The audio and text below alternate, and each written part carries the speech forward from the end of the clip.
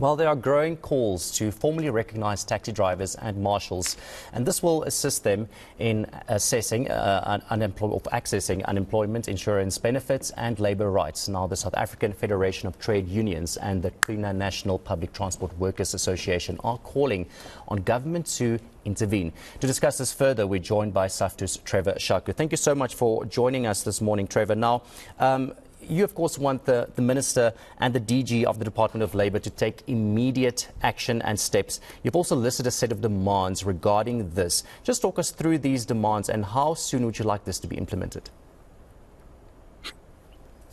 Good morning and thanks for having us. Indeed, Saftu and eNCA, which is the transport trade union in the taxi industry, have written to the Department of Employment and Labour, to get them to recognize the taxi drivers, the marshals, and the administrators in the taxi industry as employees, and of course the taxi bosses and their associations as employers and employers' organizations.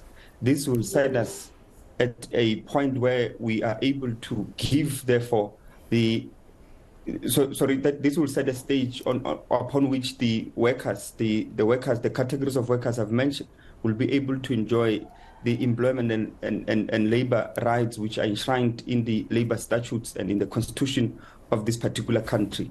Amongst some of those, of course, is just access to basic conditions of employment, because there is no document that determines and defines the basic conditions of employment for these particular workers.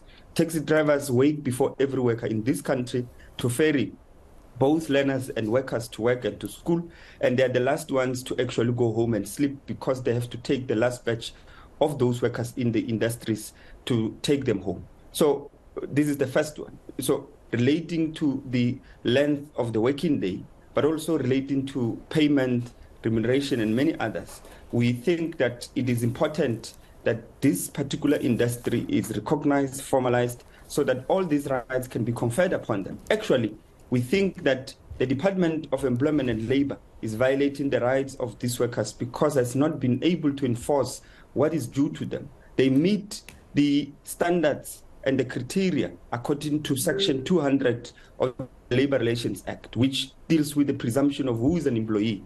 And in that particular sections, all the 5 subsections under that particular section, these particular workers I've mentioned actually meet such particular criteria. And it is, in our view, therefore, only important that the Department of Labour speedily ensure that this particular industry is formalized and the recognition of both these taxi bosses as employers and these workers as employees is necessary. Of course, you know, the National Taxi Association, Sataku, are they on board with this? Can you repeat that? Is Santaku on board with this? No, this is not in negotiation, or rather in agreement with the taxi associations. It is in discussion with the workers' union itself. This is an association of workers' union, eNCA. So we are organizing those particular workers alongside that particular trade union.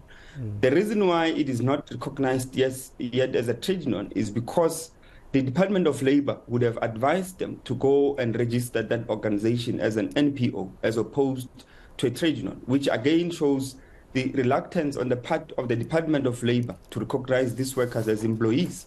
So they even advised their organization to go and register as an NPO. So our relations here and our drive to try to mobilize, organize, and recruit these workers is not necessarily in consultation with the taxi associations, because who we are concerned about here, it is the workers, not the taxi bosses.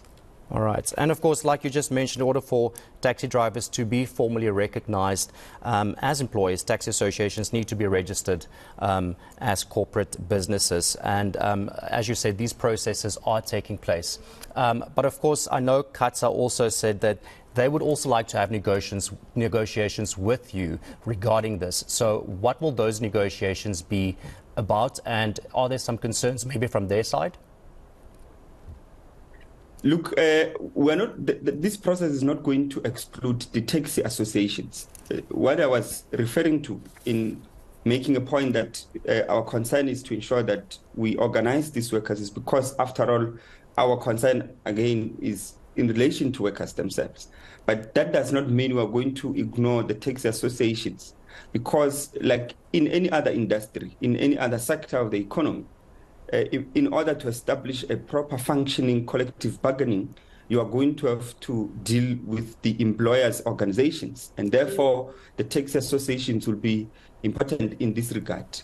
We will, of course, be engaging them. But our primary role, our primary task would be to organize the taxi drivers, the marshals, and the administrators and other sections of workers in the taxi ranks and within the taxi associations themselves, so that they are recognized as employees. But indeed, as I've said, just a repetition, that we are not going to ignore the taxi associations, because it would be very prudent for us to be able to establish that particular relation and ensuring that the collective, first of all, the rights of employment and labor conferred into the industry, that the workers are organized. But secondly, to ensure that the collective bargaining forums are established in that particular industry.